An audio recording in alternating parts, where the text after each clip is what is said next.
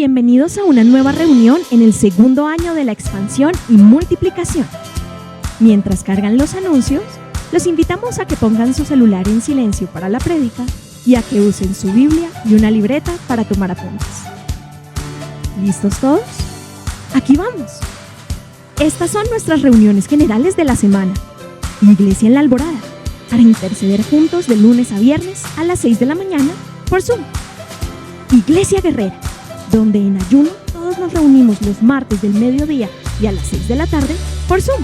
Y nuestra reunión familiar, todos los sábados a las 5 de la tarde.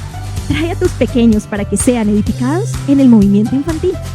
Llega Unidos para que el mundo crea 2026. Será un evento para toda la familia. Agéndate desde ya para el sábado 15 y domingo 16 de agosto y prepárate con los tuyos para vivir este encuentro tan esperado. Jezreel, donde Dios siembra. Nuestro propósito es compartir las herramientas de la palabra de Dios para formar líderes que impacten positivamente en el mundo, llevando transformación y restauración a quienes deciden poner su confianza en Cristo Jesús. Bienvenidos a la prédica de hoy. Continuamos entonces con lo que comenzamos el jueves. El jueves tuvimos nuestro tiempo de vigilia, enfocado en ese día jueves, en la última cena, y lo que sucedió camino a Betania, en el huerto de Getsemaní. Ese recorrido que nunca terminó para Jesús. Jesús nunca llegó a Betania, sino de ahí salió hacia el pretorio, y en el pretorio fue juzgado, condenado y luego crucificado. ¿Está bien? Hoy vamos a retomar un poco la historia. Normalmente pues estamos sábado, víspera de domingo de resurrección, y siempre lo más importante será eso. Decíamos que la parte cumbre de todo lo que es la pasión de Cristo es la cruz. ¿Recibieron ustedes su video de cada día de lunes a viernes? Ahora la pregunta es, ¿lo vieron? Bueno, entonces lo recibieron, sí, lo vieron también. Entonces decíamos que la cumbre de lo que es la obra de Jesús es la cruz. En la cruz fue cancelada la deuda, pero la aprobación final de que todo estaba conforme se establecía en la ley para que el hombre fuese declarado justo, justificado delante de Dios, tenía que ver también con la resurrección. O sea, la resurrección fue el sello final de que, así como la obra en la cruz para pagar el pecado, todo lo demás que conllevaba el sacrificio de Jesús había sido suficiente para darle al hombre esta nueva oportunidad de relacionamiento con Dios. Entonces, el domingo obviamente se cierra todo porque Jesús resucitó dejando vacía la cruz y la tumba. ¿Está bien? ¿Qué pasó el sábado? Entonces, siempre la pregunta es, ¿y por qué el Señor se toma tanto tiempo? Imagínense, más o menos se calcula que ahí puede haber unos 4,000 años más o menos entre la promesa de Génesis y el cumplimiento de la primera venida de Jesús a morir en la cruz, 4,000 años. Y entonces uno se pregunta, bueno, ¿por qué Dios se toma tanto tiempo para llevar a cabo lo que Él había prometido? Él lo había dicho, lo iba a hacer. Solo que uno quisiera que las cosas fueran mucho más rápidas. Bueno, no necesariamente de un día para otro, pero sí mucho más rápida en el tiempo. Pero se tomó 4,000 años. Ahora, de la muerte a la resurrección puede haber un paso. En el caso de Lázaro, ¿cuántos días fueron? 4 días, ¿recuerdan? 4 días.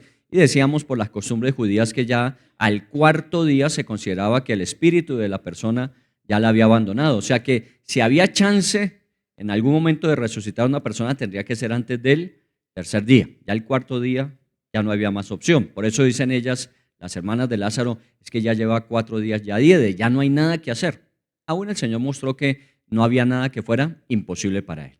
En el caso de Jesús, ¿por qué se tomó 3 días? Porque si el viernes es crucificado, es muerto, sepultado, hasta el domingo de resurrección encontramos que se levanta entre los muertos. Entonces, ¿qué hay en este día sábado?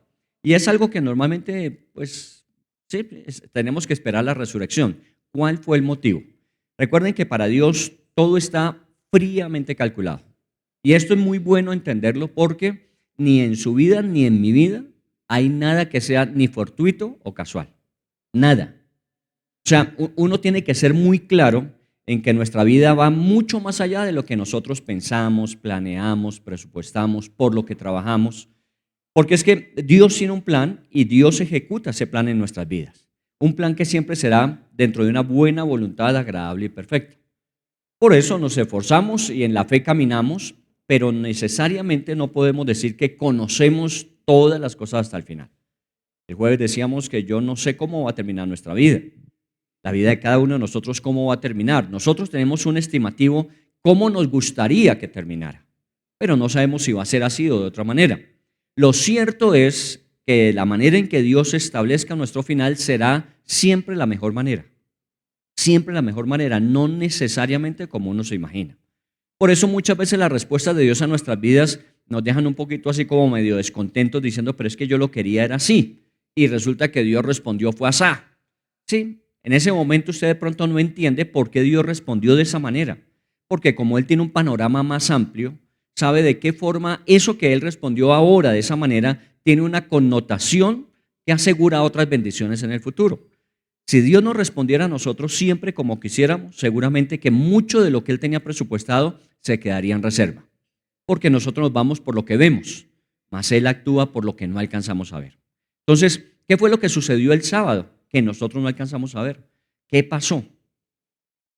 Vale la pena, porque no es simplemente un stand-by ahí mientras Jesús se recupera un poco de tanta laceración que está viviendo, de tanta situación difícil, y a ver si se levanta entre los muertos finalmente. No, todo estaba fríamente calculado y todo tenía que hacerse de manera perfecta. Recuerden que eso es parte del sacrificio, tiene que ser perfecto. Hay una palabra que se utiliza, que Jesús la usó en la cruz, que se llama el consumado es, tetelestai, se llama en el griego. Tetelestai significa que de alguna manera la deuda que estaba pendiente fue cancelada. Desde el punto de vista comercial, es lo que había por pagar ya se pagó.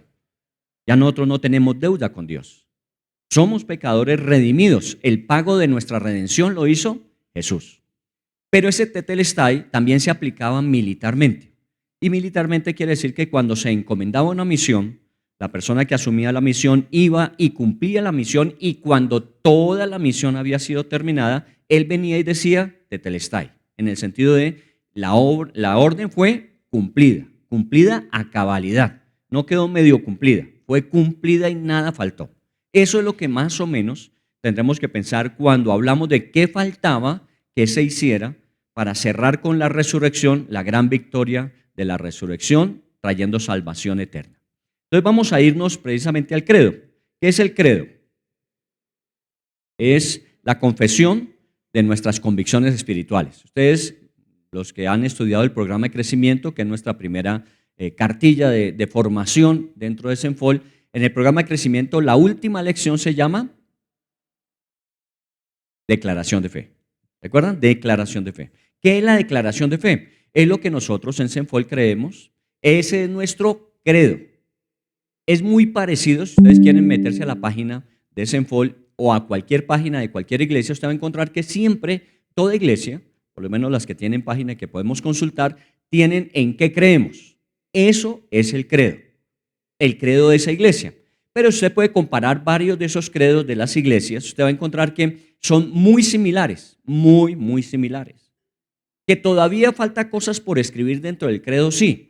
Porque obviamente este proceso de evolución que va viviendo la humanidad, no siempre para mejorar, sino a veces empeorando situaciones, nos lleva a tomar nuevas posiciones con respecto a lo que creemos.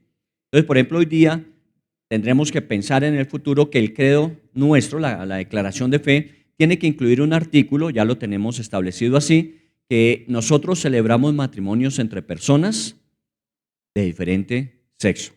Entonces nosotros establecemos que conforme la Biblia en Génesis dice un hombre y una mujer. Eso lo tenemos que establecer en nuestra convicción. Eso creemos nosotros. Obviamente eso implicará que en el tiempo ya en otros lugares se está aplicando eso, y es usted tiene la obligación de, si una persona quiere casarse, aún sea del mismo sexo las dos personas, tiene que hacerlo. No necesariamente. Mi credo me dice que no debo hacerlo. Pero si le obliga la ley, entonces usted tendrá que asumir, o si hace conforme la ley para no recibir una sanción, o usted corre riesgo de ser sancionado para vivir conforme a la convicción. Por eso son tan importantes las convicciones. Y estoy hablando de uno de los muchos temas. Ya ponemos sobre el tapete, y les dije el jueves, esto de la eutanasia, solamente ya no por asuntos extremos de dolor, de sufrimiento, enfermedades terminales, sino aún desde el punto de vista psicológico. O sea, hoy día cualquier persona que diga, no, es que yo no me siento bien viviendo, ya entra dentro de ese gran paréntesis que se está abriendo. Entonces, ¿qué decimos nosotros con respecto a eso? Eso debe estar también en la declaración de fe. Pero si nos devolvemos en el tiempo, 2000 años atrás, la pregunta es, ¿cuál era el credo? ¿En qué creía la iglesia? Recuerde que cuando hablamos de hoy sábado, después de la crucifixión, antes de la resurrección, todavía no existía la iglesia. La iglesia no existía todavía. La iglesia comienza en Pentecostés, que son 10 días después de la ascensión de Jesús. Jesús ascendió a los 40 días al cielo y 10 días después viene Pentecostés, los 50 días. Viene de 50. A los 50 días después de la ascensión, después de la crucifixión, viene el nacimiento de la iglesia. Y entonces ahí sí podríamos decir en qué creía esa iglesia. Por eso el primer credo que se conoce es el credo de los apóstoles, el credo apostólico.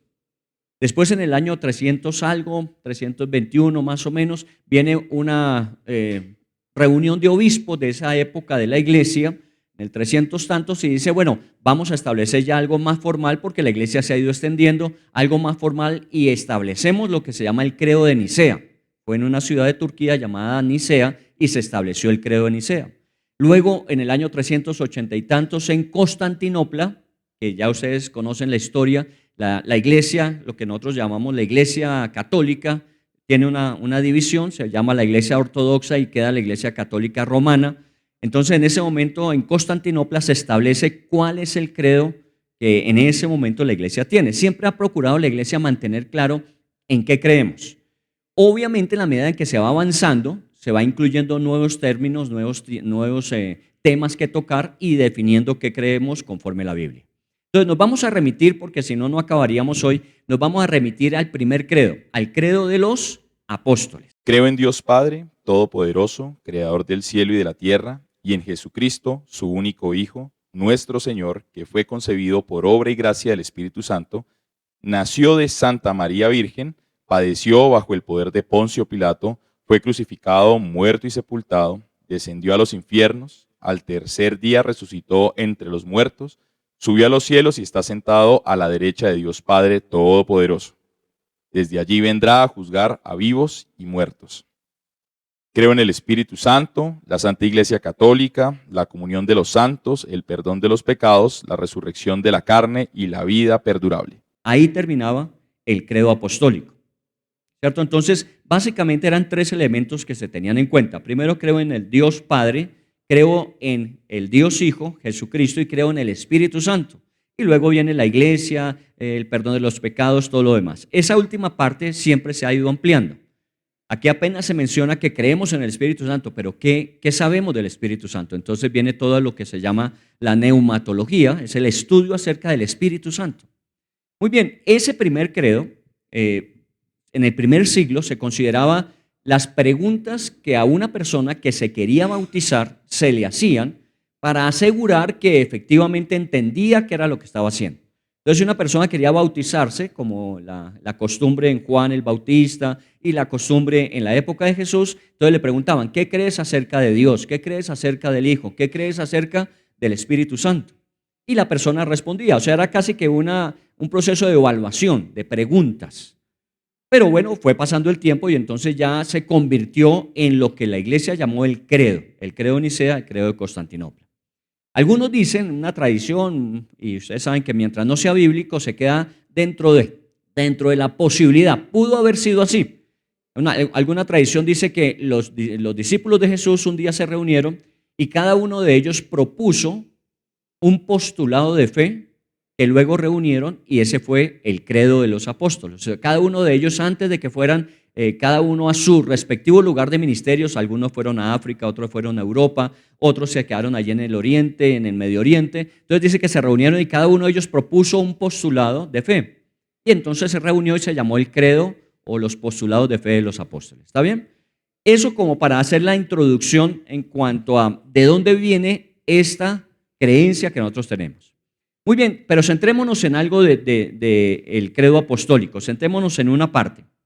¿Qué dice con respecto a Jesús? Dice, fue crucificado, muerto, sepultado, descendió a los infiernos, al tercer día resucitó de entre los muertos, subió a los cielos.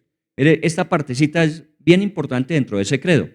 Allí se mencionan seis cosas importantes y seguramente para nosotros las consideramos, las hemos estudiado y sabemos que en estos días, los días de viernes, sábado, domingo, son los que incluyen la convicción final acerca de Jesús. Primero, que fue crucificado, ¿sí o no?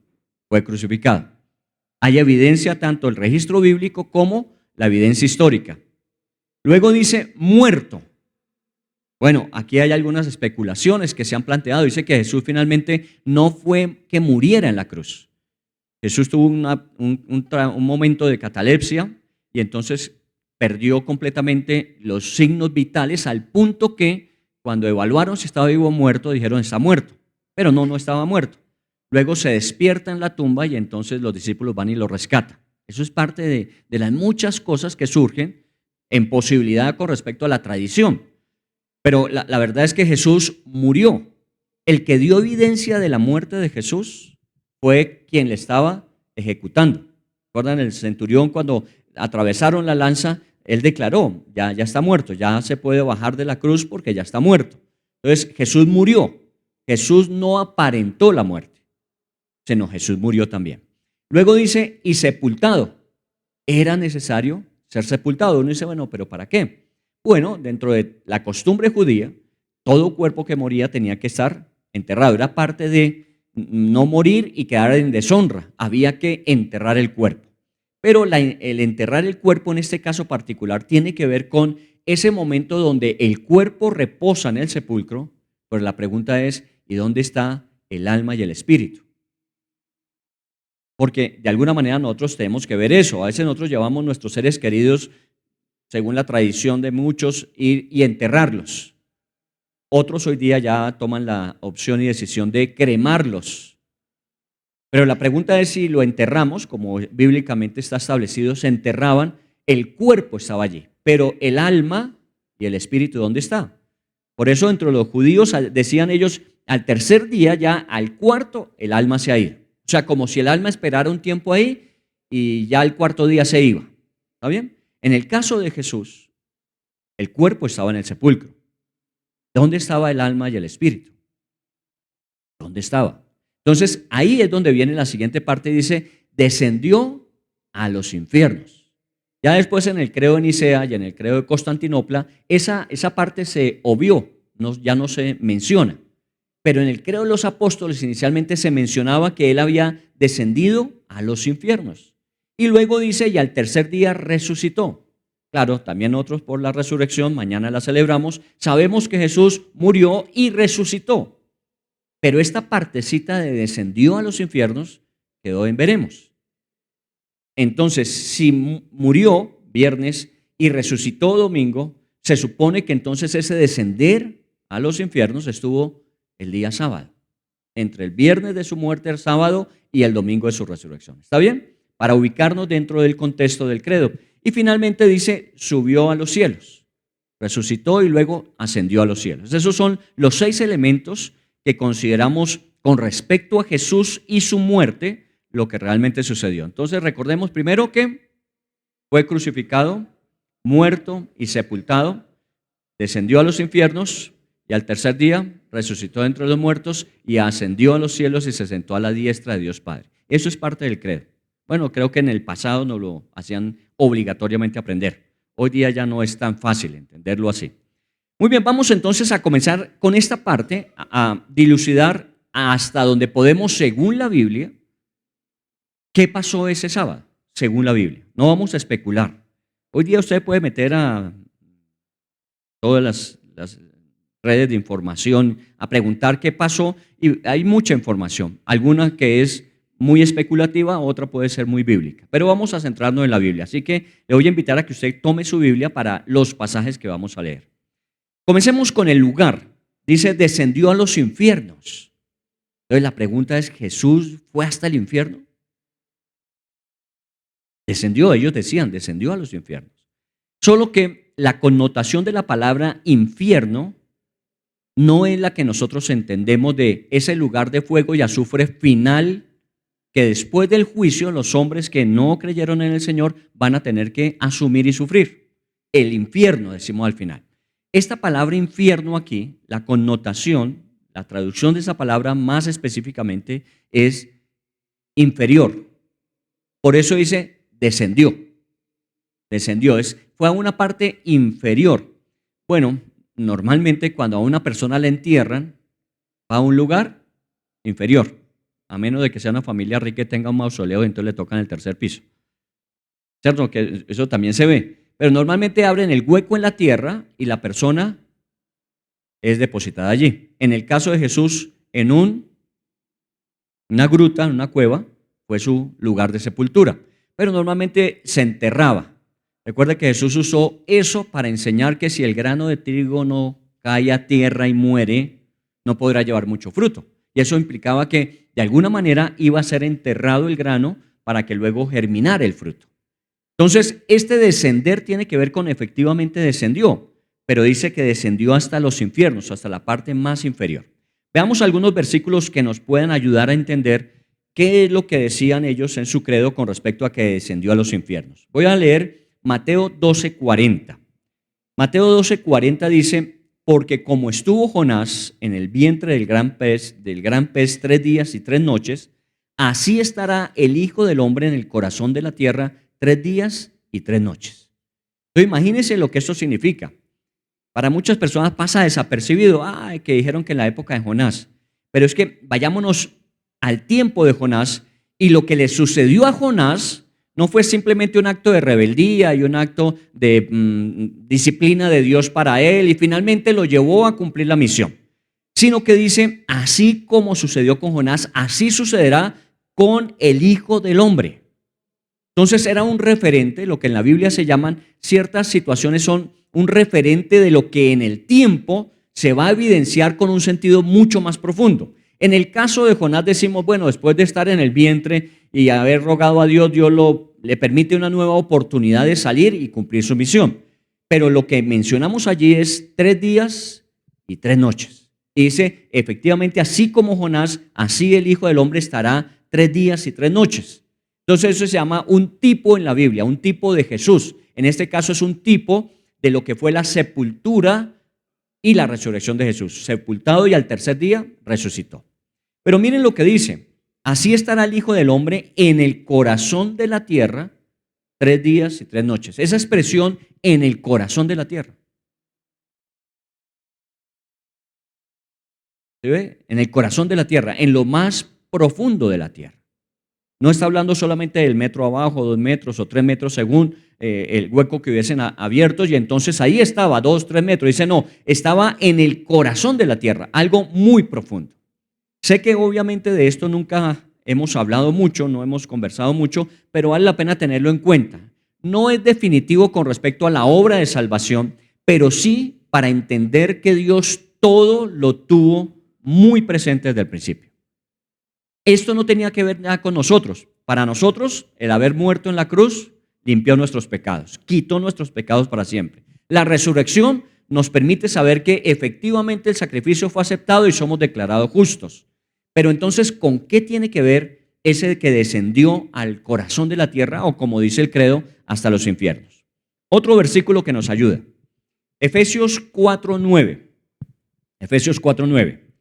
Y eso de que subió, recuerden que está hablando Pablo ya a la iglesia de Éfeso años después, más o menos 80 años, 50, 60 años más adelante. Pablo está diciéndoles, y eso de que subió, ¿a qué se refería? A la ascensión de Jesús. Que Jesús no solamente murió, fue sepultado, resucitó, sino que ascendió a los cielos y se sentó a la diestra de Dios Padre. Entonces, esta expresión de Pablo en Efesios dice, ¿y qué es eso de que subió?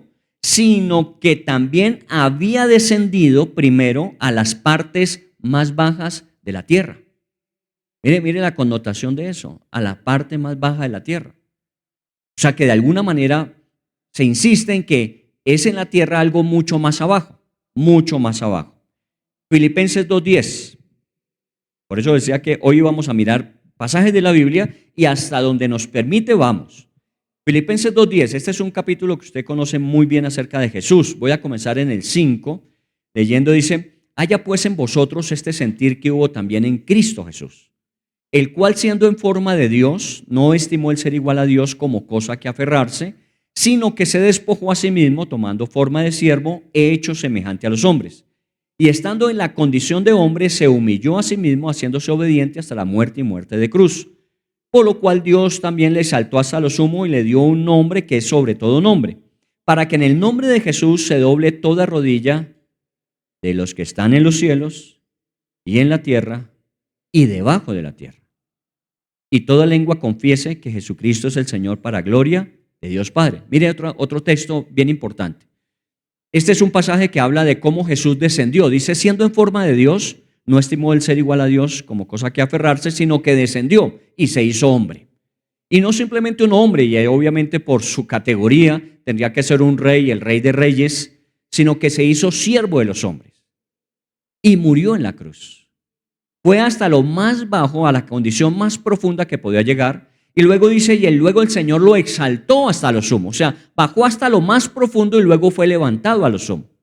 El término Señor que se aplica a Jesús en el Nuevo Testamento, Kyrios, tiene que ver es con eso, con que Él bajó hasta lo más profundo y luego de haber bajado, cuando subió, se le llamó Señor. A Jesús nunca se le llamó Señor antes de la resurrección. Fue después de la resurrección que se le llamó Señor. Había bajado, había descendido y el Dios del cielo lo exaltó y le puso nombre sobre todo nombre. Pero entonces descendió. Y en este caso específico dice, para que al final de cuentas, los que están en el cielo, ángeles, los que están en la tierra, hombres, y los que están debajo de la tierra, confiesen que Jesús es el Señor. Entonces mire que ahí hay un término muy particular, y los que están bajo la tierra. Muy bien, decíamos que el término de los discípulos en su credo fue y descendió hasta los infiernos. La palabra infierno, entonces decíamos, es inferior, fue a la parte más profunda, a la parte más profunda en cuanto a la tierra, fue a lo más íntimo. En el caso de Mateo dice al corazón de la tierra. El infierno, la palabra infierno, tiene una traducción diferente. Gehenna, que significa lago de fuego y azufre. O sea que la palabra infierno que ellos en su credo establecieron, bajó hasta los infiernos, no es la connotación de infierno que nosotros tenemos. La connotación de el Gehenna, que es al final de los tiempos, un lago de fuego y azufre donde van a ir a parar todos aquellos que fueron juzgados y sus obras no fueron suficientes. Recuerda que el juicio es así. El juicio es conforme a las obras, el hombre podrá salvarse. Pero conforme a las obras no hay hombre alguno que se pueda salvar. La obra de Jesús por nosotros es la que nos da a nosotros la salvación. Y eso se llevó a cabo en la cruz. En la cruz fue juzgado nuestro pecado. Por eso ya nosotros no vamos a un juicio final. Nosotros no vamos a ir al juicio final. Ya nuestro juicio fue hecho antes. El juicio final será para aquellos que dijeron, no, yo también puedo por mí mismo. Mis obras son suficientes, yo puedo salvarme. Bueno, está bien, le damos el lugar y derecho a que usted haga su defensa. Pero cuando llegue al juicio final y se le saquen las obras, no solamente las buenas, sino todas las demás, lo conocido y lo desconocido, lo que se vio y lo que no se vio, el hombre no tendrá excusa delante de Dios y dirá, no fue suficiente. Porque lo único que nos salva es Jesús. Solamente hay un redentor, un mediador entre Dios y los hombres, que es Jesucristo. ¿Está bien? Pero aquí hablando del infierno, veamos un versículo que menciona específicamente el infierno. Apocalipsis 19:20. Y dice, y la bestia fue apresada y con ella el falso profeta que había hecho delante de ella las señales con las cuales había engañado a los que recibieron la marca de la bestia y habían adorado su imagen. Estos dos fueron lanzados vivos dentro de un lago de fuego que arde con azufre. Esa descripción dentro de un lago de fuego que arde con azufre, esa es el Gehenna que nosotros llamamos infierno. Ahí es donde dice, ¿quiénes van a ir a parar allá? Los que inauguran ese lugar, dice la Biblia, y la bestia fue apresada y el falso profeta. Estamos hablando del futuro, cuando el anticristo tendrá también sus propios ayudantes. El falso profeta ¿cierto? Y la bestia. Dice, serán dos de los ayudantes del anticristo en su momento y ellos serán juzgados y son los que van a inaugurar el infierno. ¿Por qué el infierno todavía no está inaugurado?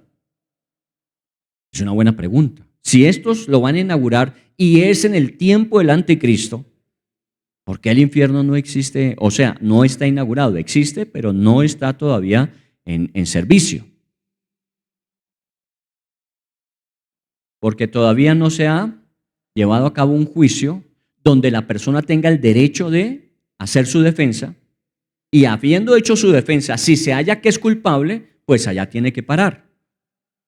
O sea, miren tan justo como es Dios, que si el hombre dice es que yo no creo en que usted sea el único que me puede salvar, Dios dice está bien, no hay problema, inténtelo a su manera. Y entonces deja que vaya hasta las últimas consecuencias. Ya al final, ¿qué hace Dios? Lo que hace Dios es, venga acá, sentémonos y pongamos las cosas en orden. Ese es el juicio. El juicio no es que viene a regañarlo, a pelearle, no, simplemente escucho su defensa y si su defensa es suficiente, pues obviamente usted tiene acceso. Pero si su defensa no es suficiente, usted tiene un lugar donde tiene que ir a pagar la condena y es eterna. Y entonces ahí es donde va a parar al infierno. Hasta ahora, el infierno no está habitado, sino será habitado al final. Ahora, aquí también surgen otras ideas e hipótesis. Entonces, si la gente todavía no ha llegado al infierno, ¿será que podemos hacer algo si ya murió para evitar que termine allá? Porque eso podría ser, ¿no? Uno dice, bueno, una persona que rechazó a Dios toda su vida, lo hizo muy abiertamente, muy públicamente, entonces uno diría, esa persona hizo un acto de confesión en contra de Dios, un anticristo. Y entonces murió. Pero como todavía no ha ido al infierno, tenemos la opción de pronto de interceder por él para que Dios lo perdone y no tenga que ir a ese lugar. Bueno, ahora lo vamos a mirar. ¿Qué opción, qué posibilidad existe en eso? Porque todo tiene que ser muy conforme la Escritura. Entonces, hablamos del infierno como algo que va a ser el final de aquellos que rechazaron. Pero volvemos entonces a Jesús cuando dice el credo y descendió hasta los infiernos. Y entonces la pregunta es, ¿y entonces a dónde fue Jesús después de la muerte y antes de la resurrección? Vayamos otra vez a la Biblia. Sigamos en la Biblia. Lucas 16, si usted abre su Biblia. En el Antiguo Testamento hay una palabra que se menciona más de 60 veces que se llama Seol. Más de 60 veces en el Antiguo Testamento. Esa palabra, cuando se tradujo las escrituras del Antiguo Testamento en griego, que se llama la Septuaginta,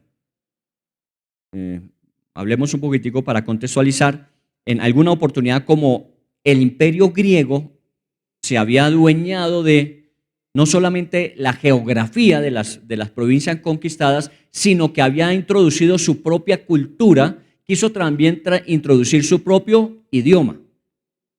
Y entonces lo que nosotros llamamos la cultura helenística, la cultura griega, fue una cultura que se esparció por todo lo que ellos gobernaban, incluyendo esta región de Palestina, que estaba gobernada en su momento por los griegos. Y tenía una gran influencia al punto que el lenguaje internacional de esa época era el griego. Hoy día lo mínimo es inglés. Ese sería... Hoy día ya están exigiendo 2 idiomas, en la mayoría de universidades están exigiendo 2 idiomas, fuera del inglés, fuera de su lengua nativa, el inglés y otro idioma adicional. En esa época era su lengua natural, su lengua nativa y el koiné, se llamaba, el griego que la gente hablaba. Entonces, para poder transmitir toda esa información que había de los profetas en el Antiguo Testamento, se reunieron 70 personas muy sabias y entendidas con respecto a la Escritura y les dijeron, tradúzcanos esos textos en hebreo, tradúzcanlos al griego. Ahí entonces la palabra Seol, que es hebrea, traducida al griego, ahora se llama no Seol, sino Hades. Hades. ¿Está bien? ¿Qué significa lo mismo que Seol? Pero entonces la pregunta es, ¿qué significa Seol? Ahí vamos, ¿está bien? Dice en el versículo de Lucas 16, versículo 23, ¿estamos ahí? Y en el Hades alzó sus ojos estando en tormentos y vio de lejos a Abraham y a Lázaro en su seno. Mire que ya aparece la palabra en griego, la palabra Hades, que si la buscamos su paralelo en el Antiguo Testamento la encontramos como Seol. Entonces Seol y Hades es la misma descripción del lugar, es un lugar. Dice, y estando en el Hades, es un lugar. ¿Quién estaba en el Hades? Bueno, vamos a ampliar un poquito el contexto de Lucas 16. Recuerdan que hubo un hombre muy rico, muy rico, muy rico y que no tenía límite para nada de lo que quería en su vida y ostentaba, pero también a la puerta de su casa vivía un pobre, muy pobre, muy pobre, que vivía de las sobras del rico. Y entonces se llama Lázaro y el rico Epulón, el rico Epulón. Entonces Lázaro comía de lo que sobraba, mientras que el rico se daba. Los dos murieron, porque nadie es eterno en la vida, dice Enrique Gómez. Nadie es eterno en la vida. Entonces los dos murieron, y cuando murieron fueron a un lugar, para que entendamos que esto, que la muerte no es el final de, porque muchos dicen, no, que uno se muere y esto se acaba. No, uno se muere y se va al Hades en ese tiempo.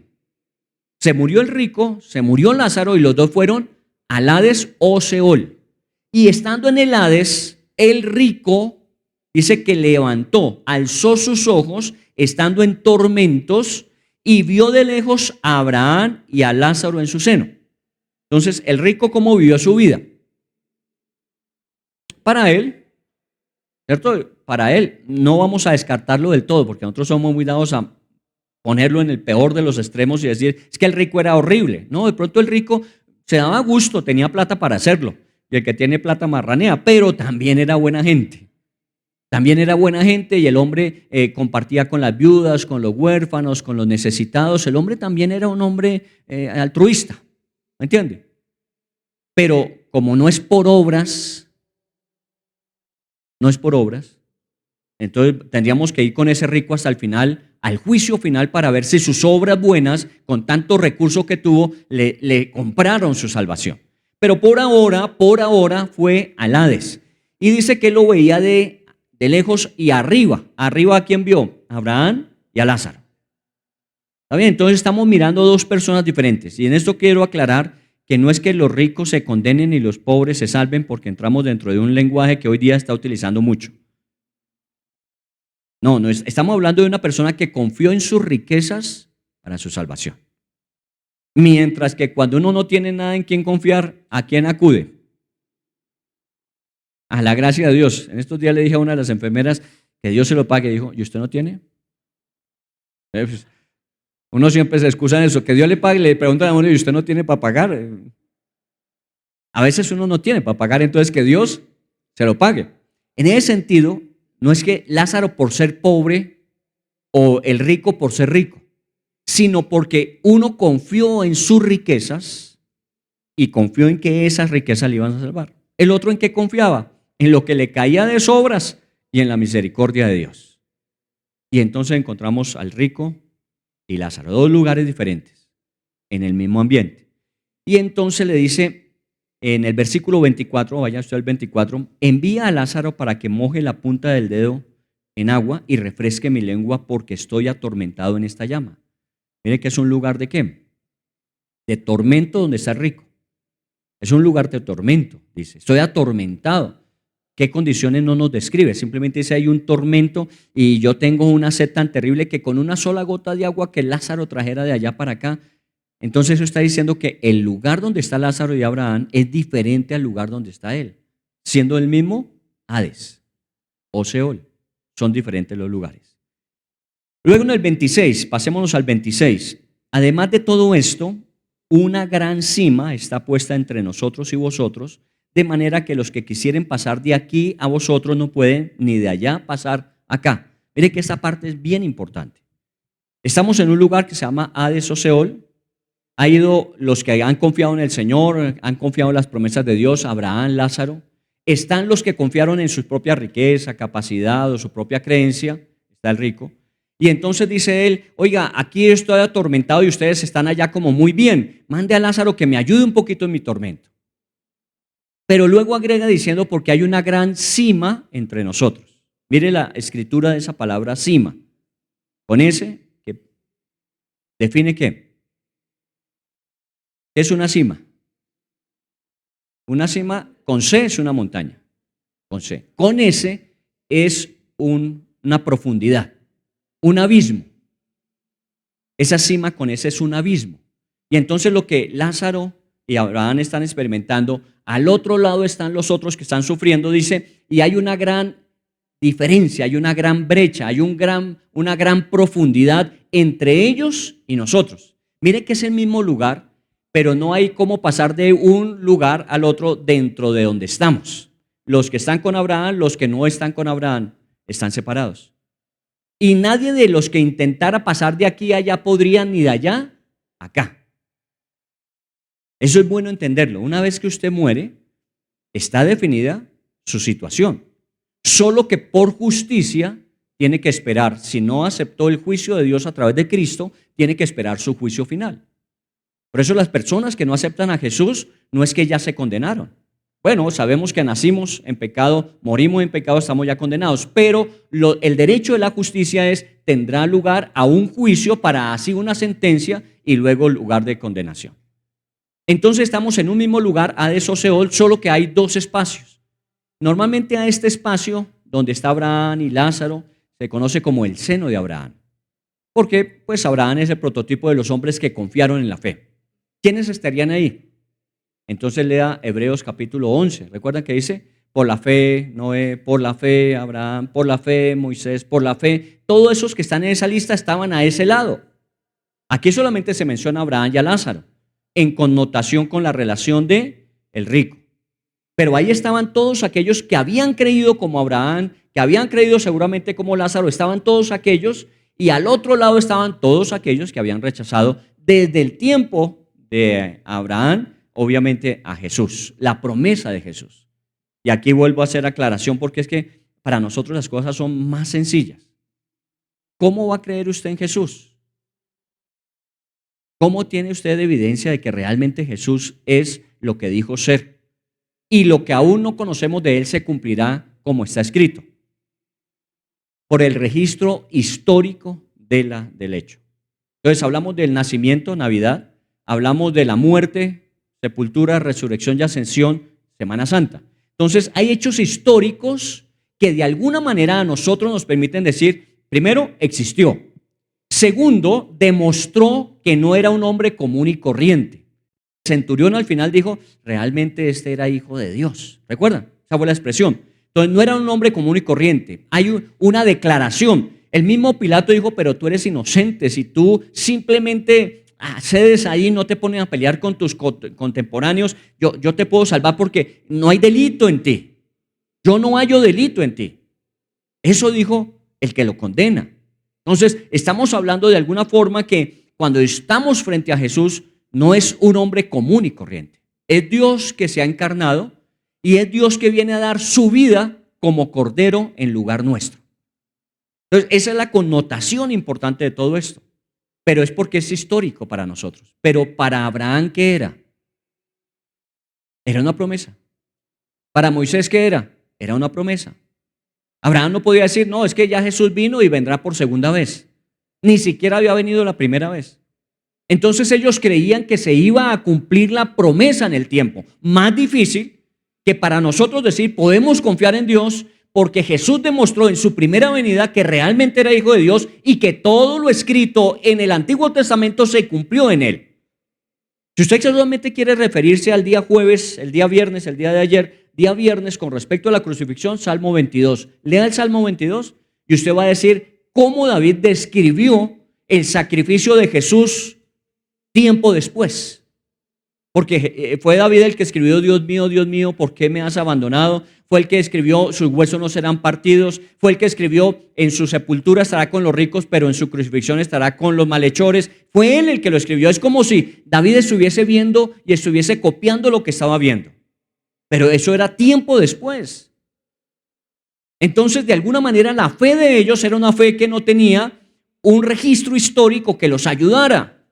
A más de todas las historias que se narran del pueblo de Israel, que abrió el mar, que hizo brotar agua de la roca, ¿recuerdan? Que mandó maná del cielo. Esas eran las evidencias de un Dios grande, pero no como nosotros que podemos decir, y en estos postreros días nos ha hablado a través de su Hijo, porque a ese históricamente lo conocemos. Hay gente que rechaza el papel de Jesús como Salvador, pero no pueden rechazar la intervención de Jesús histórica en el tiempo. Entonces, por eso es importante que nosotros, considerando todo esto, veamos que efectivamente para ellos era más complejo creer, pero lo hicieron y estaban ahí.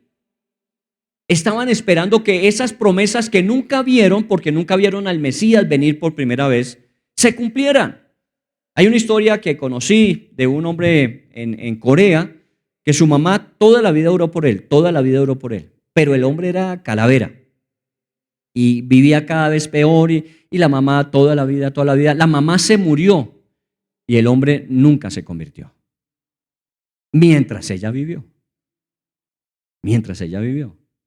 Tiempo después, este hombre se convirtió y se convirtió no solamente en un cristiano, sino uno de los más grandes evangelizadores de su época. ¿Ustedes creen que la oración de la mamá no fue escuchada? Sí. Porque todas nuestras oraciones son escuchadas. No todas las respuestas las veremos nosotros. Que eso es parte de la fe.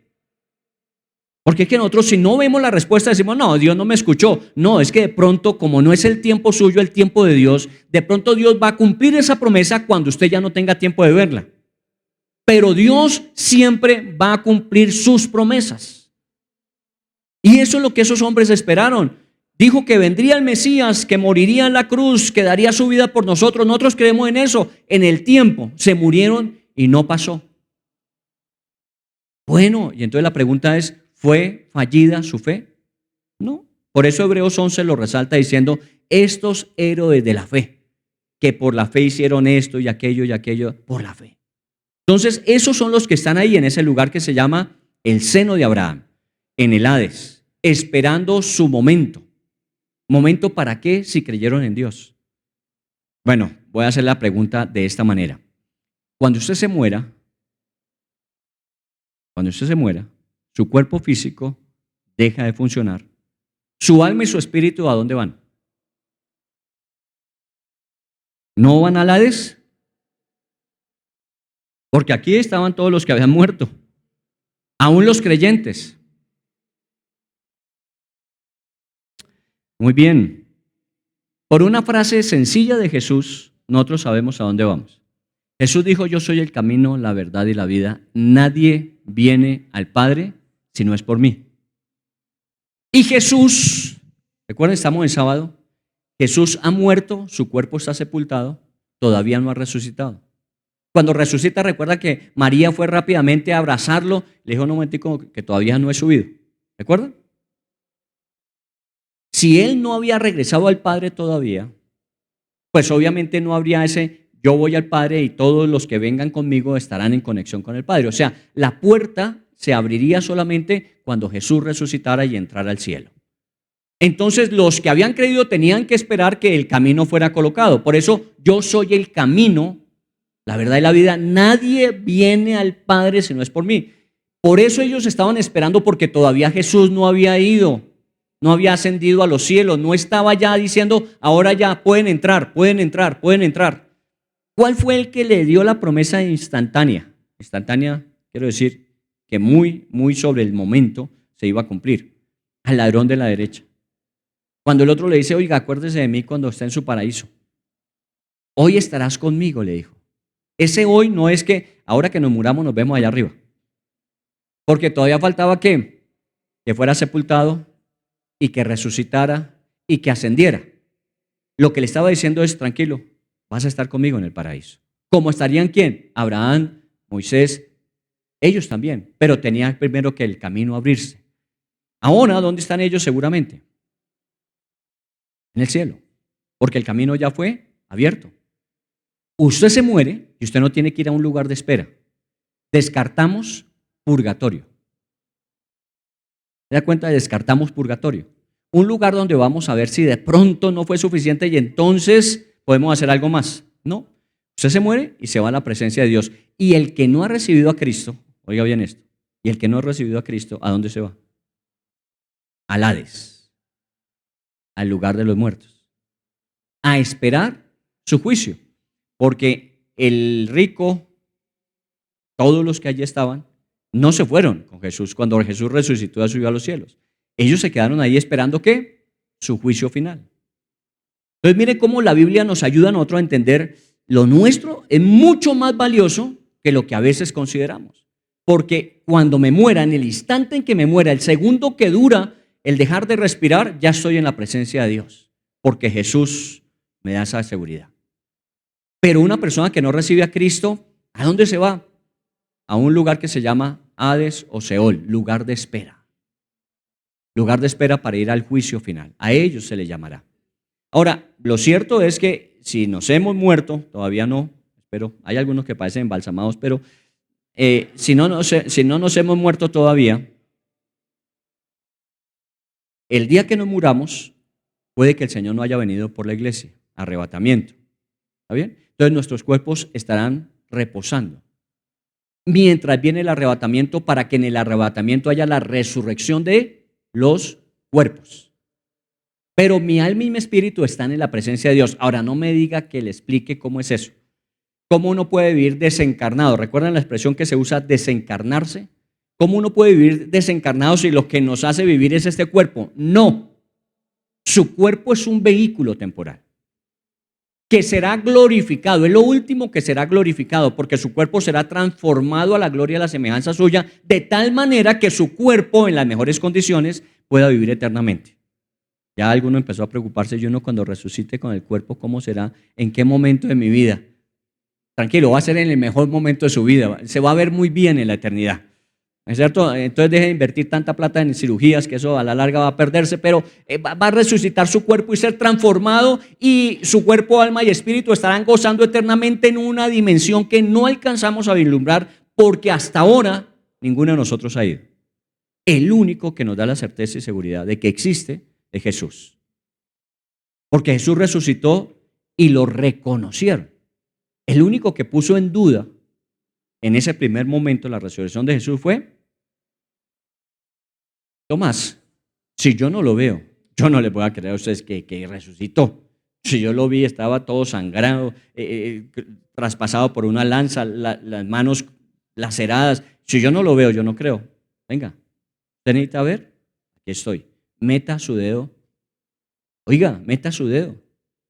Y no es que tuviese un parche y dice, espere, me quito la cura para que usted pueda meter el dedo. No, habían unas señales muy claras de que efectivamente era el Jesús que habían traspasado. ¿Se imagina eso? Esa experiencia de Tomás, ver que es el mismo cuerpo y con las señales que hubo de la crucifixión, por lo que podemos identificar que es Él, y está aquí con nosotros. Y comió pan y pescado en Galilea. ¿Recuerdan qué? Cuando los discípulos fueron a Galilea, que habían puesto la cita, nos encontramos en Galilea después, ellos se fueron a Galilea y el Señor, como a veces se toma su tiempo para hacer las cosas, entonces no llegaba el Señor. ¿Y qué dijeron los discípulos? ¿Qué vamos a hacer? Hagamos lo mismo que hacíamos antes, vámonos a pescar. Y se subieron a la barca a pescar. Y cuando estaban pescando, nada pescaron. Y entonces ya de regreso vieron a alguien en la playa que les decía, ¿y cómo les fue? No, esta noche estuvo terrible. Es que últimamente nada nos sale bien. ¿De acuerdo? Nada nos sale bien. Vengan, tranquilos, no hay problema, que aquí tengo pescado ya listo, preparado. ¿Quién él estaba esperando en la orilla? Jesús. Dice que comió con ellos. Ahora, para aquellos que son veganos, vegetarianos, carnívoros, lo que sea, lo que estamos viendo aquí es que Jesús comía, pero no necesitaba de esa comida para su sostenimiento. En cambio, no coma usted y la inanición lo va a acabar. ¿Sí o no? Entonces Jesús comió con ellos. ¿Pero para qué? Para mostrarles que era ese mismo cuerpo, solo que ese mismo cuerpo era transformado de una manera diferente a la que nosotros conocemos hasta ahora. Pero eso también quitamos esa angustia de la muerte, el tiempo cómo va pasando, las arrugas cómo se van viendo. Es que cada día este viejo hombre se va, pero el nuevo hombre que está por dentro va creciendo. Y este viejo hombre que un día estará en la sepultura, y pregúntele a Salomón en Eclesiastés cómo se ven todos los cuerpos en la sepultura. ¿Recuerdan cómo se ven? Deje que pasen 3 o 4 meses y no hay sino huesos. Y ahí no se diferencian esos huesos si era rico, si era pobre, si era blanco, si era negro, si era de una clase. Recuerda que eso fue lo que dijo Salomón. Es que al final de cuentas, tanto esfuerzo uno en la vida por tener, y cuando se mueren lo entierran y a los 3 meses le parece al que no tenía nunca nada, al que nunca se esforzó por nada. Eso es vanidad de vanidades, eso es que finalmente es así. Esto material es importante, pero no es lo trascendente. Lo trascendente, lo espiritual. Por eso dice, el nuevo hombre se va fortaleciendo. Claro, cada día tenemos limitaciones físicas, pero internamente nos sentimos más fuertes y más firmes. Porque esta carne, dijimos hace 3 días, el jueves, hace 2 días, esta carne es ¿qué? Débil, mas el espíritu es el que fortalece. Y por eso hablábamos y decíamos, mire, no pierda este momento de su vida, fortalezca su espíritu, porque vendrán días en donde eso es lo que lo va a sostener. Si usted no está fuerte en su espíritu, van a venir días muy, muy difíciles para usted, donde usted querrá morirse. Y sí, hay momentos en que uno dice, uy, sería mejor, pero bueno, como tú eres el que defines qué más tienes, hay momentos de momentos.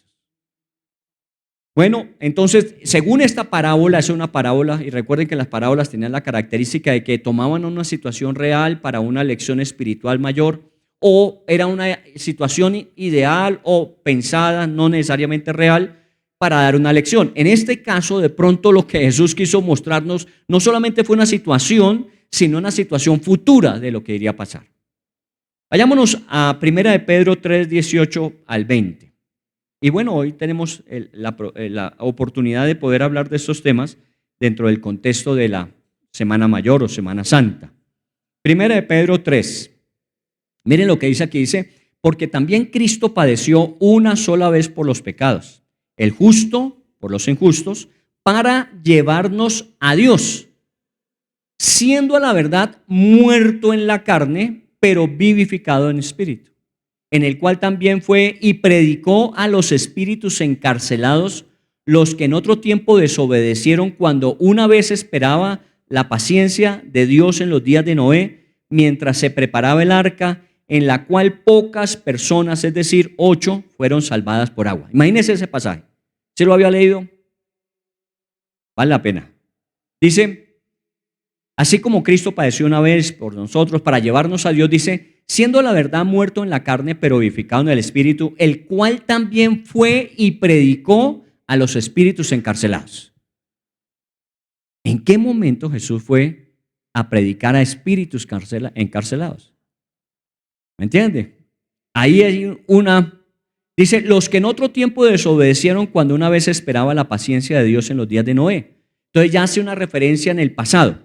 Por eso aún dentro del estudio de la Biblia, cuando Jesús usa una ilustración de un texto de un libro pasado, es también eso que llamamos la autoría y la autoridad espiritual de ese libro. ¿Está bien? Jesús dijo, ustedes leyeron, ¿y qué libro decía que hubo un diluvio? Que hubo un hombre llamado Noé. ¿Qué libro? Génesis. Jesús estaba haciendo referencia a Génesis. Cuando él dice, ustedes leyeron la historia de Noé y que Noé predicó y que en el tiempo de Noé solamente 8 personas se salvaron en el diluvio. 8 personas. Jesús hacía referencia al libro de Génesis y puso en contexto la situación de Noé. Y dice, la situación de Noé era caótica. Voy a leerles para describir un poquito cómo era la situación de Noé. Génesis 6, si ustedes se quieren quédense ahí, voy a leer cómo era la situación en la época de Noé. Dice, y vio Jehová que la maldad de los hombres era mucha en la tierra, y que todo designio de los pensamientos del corazón de ellos era de continuo solamente al mal. Y luego agrega diciendo, y se corrompió toda la tierra delante de Dios, y estaba la tierra llena de violencia. Y miró Dios la tierra, y aquí estaba corrompida, porque toda carne había corrompido su camino sobre la tierra. Cuando escribe Moisés Génesis 6 dice, y estaba corrompida toda la tierra. Y toda carne había corrompido su camino. En la época de Noé. Nosotros nos quejamos del momento que vivimos. Y sí, hay cosas que nos aterran. Yo cada vez que veo esas nuevas noticias de esto que pasó y este que se convirtió, estas decisiones que están tomando, uno dice, ¿hacia dónde vamos? ¿Qué mundo es el que nos espera? ¿Qué vamos a ver de aquí para allá? Seguramente vamos a ver cosas horribles, mucho más de las que hasta aquí hemos visto. Seguramente. Porque todavía no nos hemos corrompido tanto. ¿Sabe por qué no nos hemos corrompido tanto? ¿O por qué no hemos llegado todavía al momento final? Porque todavía Dios está dando una oportunidad y esa oportunidad para uno será de salvación y para otro será de corromperse más. Dice por allá en el libro de Apocalipsis, y el que es justo, sea justo, y el que no lo es, no lo sea. O sea, de aquí en adelante el bueno va a ser bueno y el malo va a ser peor. Lo que nos espera es terrible, todavía no estamos allá. Noé llegó a ese momento donde Dios cuando vio la tierra dijo es que no hay uno solo que pueda buscar. Entonces Dios, de alguna manera, hay un término que se usa en Génesis 6, se arrepintió de haber creado al hombre.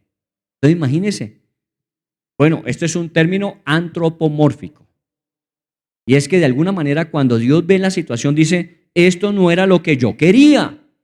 Yo no quería que el hombre llegara a esta situación. ¿Qué vejámenes pudo haber en la época de Noé? Los hombres se casaban, se daban en casamiento, menciona la Biblia, pero no nos dice qué tantos vejámenes vivían. Pero los vivían porque estaban corrompidos, no había nada bueno en el corazón. Y entonces Dios dijo, hasta aquí, un juicio. El diluvio es un juicio. Dios le dijo, bueno, vamos a entrar en juicio. Ustedes todos merecen morir, todos, no hay ni uno solo que salve. Noé levantó la mano y yo, usted también, cállese. No, pero es que yo creo en usted. Bueno, está bien, entonces ¿usted qué cree en mí?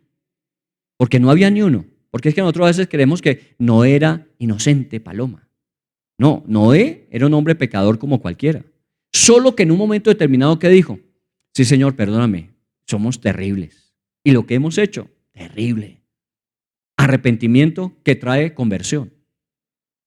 Entonces Noé tuvo que haberse convertido al Señor. Fue el primero. Y entonces Dios le dijo, muy bien, Noé, entonces comencemos. ¿Sabe cuántos años demoró construir el arca para la salvación en el día del diluvio? Dicen algunos, calculan 300 años. Predicando. Porque Noé predicaba diciendo, mire, va a venir un diluvio, va a venir un diluvio, va a venir un diluvio. El que quiera salvarse, venga y súbase al arca. Solamente se subieron él, su esposa, sus hijas y los novios o maridos, ya no sé en esa época en qué plan andaban. 8 personas, 8 solamente se salvaron. ¿Y se salvaron por qué? Por gracia, por arrepentimiento, conversión. Y Dios hace referencia a ese pasaje en esta porción. Dice, y como en los días de Noé.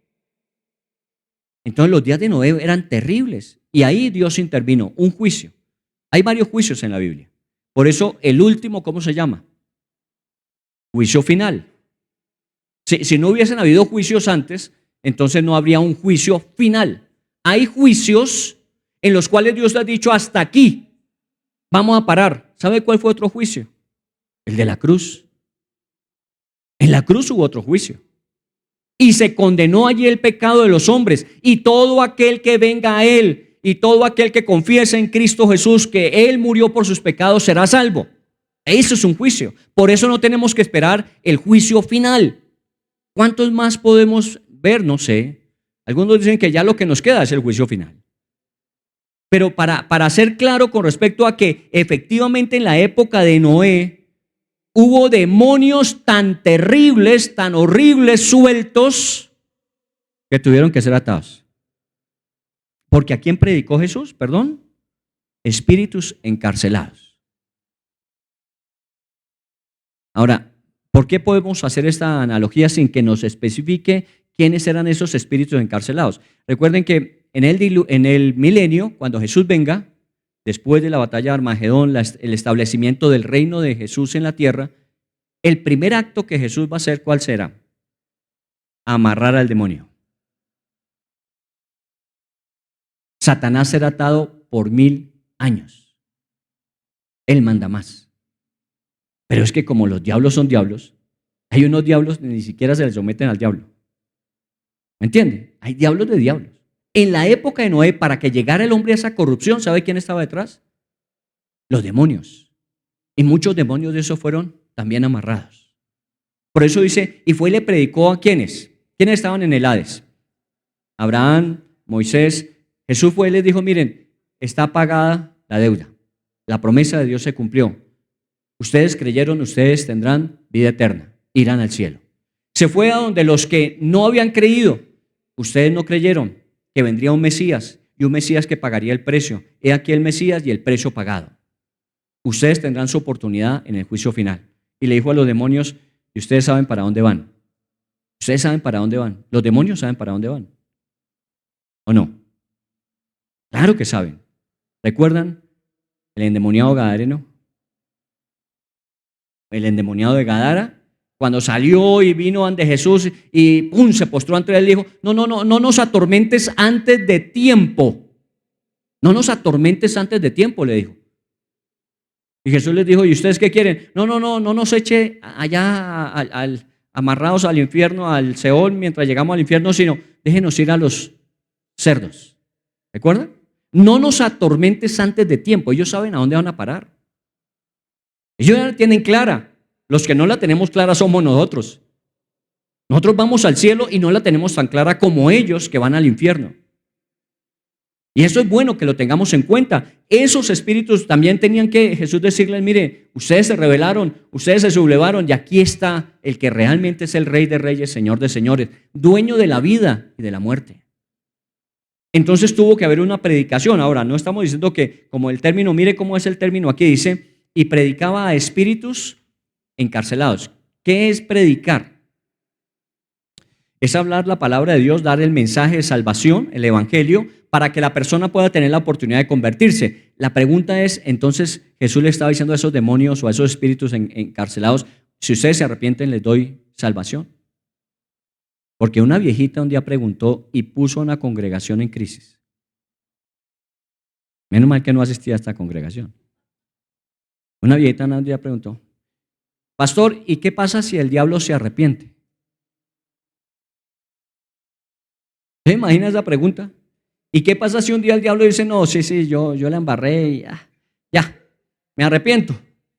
Y entonces Dios dice, no puede arrepentirse porque me tira la Biblia, no es que la Biblia ya está, todo está escrito, todo tiene que cumplirse así. ¿Usted cómo se va a arrepentir a esta altura del paseo?